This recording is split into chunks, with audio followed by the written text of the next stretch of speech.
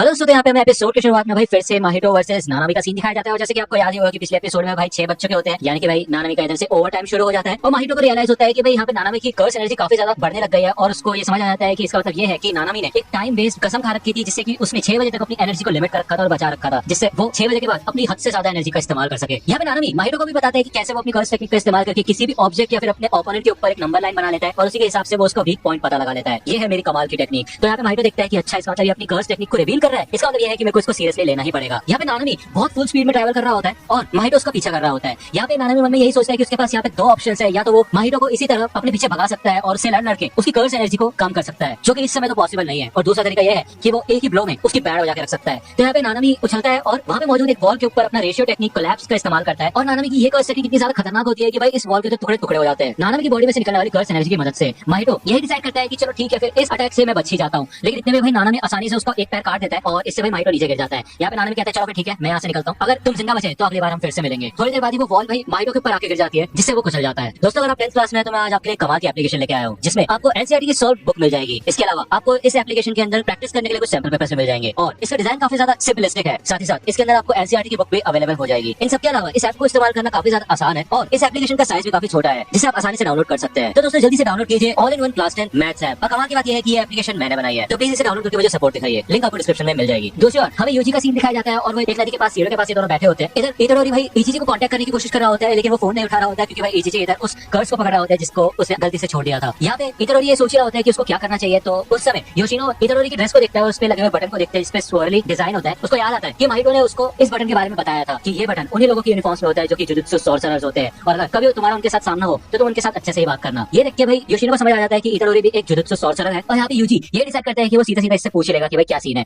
वो यहाँ पे योशिनो से पूछता है कि तुम उस मूवी थिएटर में थे ना जब वो इंसिडेंट हुआ था, तो तुमने वहाँ पे क्या क्या देखा था, तुम्हें क्या वहाँ पे कोई अजीब सी चीज दिखी थी इस कर्स की तरह। तो योशिनो यहाँ पे मना कर देता है और वो यही कहता है कि नहीं, ऐसा कुछ नहीं है, मुझे हाल ही में ऐसी चीजें दिखना शुरू हुई है। यहाँ पे इतोडोरी इसकी बात पर विश्वास कर लेता है और वो दोनों साथ में बैठते हैं। जेटो इनको दूर से देखते हैं और काफी खुश हो जाता है ये देखते कि योशिनो ने इतोडोरी से दोस्ती कर ली है। ये दोनों के दोनों यहाँ पे मूवीज के बारे में बात करना शुरू करते हैं और ये देखते हैं कि इनके बीच में कुछ कुछ कॉमन चीजें भी है। और उसी दौरान पीछे से भाई योशिनो की मॉम नागी योशिनो आती है और वो ये देख के काफी खुश होती है कि भाई योशिनो का कोई दोस्त भी है। वो इतोडोरी को डिनर पे बुला लेती है और भाई दूसरी ओर गेटो अंडरग्राउंड टनल में माहितो से मिलने के लिए जाता है। वो यहाँ पे ये देख के काफी इंप्रेस होता है कि भाई नानामी भी कम ताकतवर नहीं है और उसने यहाँ पे काफी तगड़ी तबाही बचाई है। और माहितो यहाँ पे भाई उस मलबे में से बाहर निकलता है और वो कहता है कि सच बताओ तो मैं काफी ज्यादा खुश हूँ, क्योंकि उस सॉर्सरर से लड़ने के बाद मेरे को अपने बारे में भी काफी चीजें सीखने को मिली। दूसरे में दिखाया जाता है कि भाई इचिची ने उस फ्लाइट को पकड़ लिया होता है और वो फिर से इतोडोरी को कॉल करता है और उसे वापस आने के लिए कहता है। उसे इस बात की टेंशन हो रही होती है कि अगर ये बात नानामी को पता चलेगी कि भाई यूजी उसके साथ नहीं है तो उसका क्या हाल होगा। इससे पहले कि इचिची इतोडोरी को पिकअप करने जाए, नानामी का कॉल उसे आ जाता है और वो इचिची से यही कहते हैं कि तुम मुझे लेने आ जाओ और उसके बाद हम जुजुत्सु हाई जाएंगे, मुझे शोको के पास जाना है ट्रीटमेंट करवाने के लिए। हाँ, कुछ सीरियस नहीं है, लेकिन हाँ थोड़ी बहुत चोट है। जब इचिची यहाँ से निकल जाता है तो नानामी यही सोचता है कि भाई माहितो है तो सच में काफी ज्यादा खतरनाक, भले वो सिर्फ एक जवान कर्स स्पिरिट है, लेकिन जिन स्पेशल ग्रेड कर्सेस का सामना गोजो के साथ हुआ था उतने ताकतवर बनने में इसको ज्यादा समय नहीं लगेगा। यहाँ पे हमें योशिनो के घर का सीन दिखाया जाता है और ये तीनों के तीनों यहाँ पे भाई काफी खुशहाल तरीके से डिनर वगैरह कर रहे होते हैं। ये बात करते हैं, खाना खाते हैं, हंसते हैं बहुत ज्यादा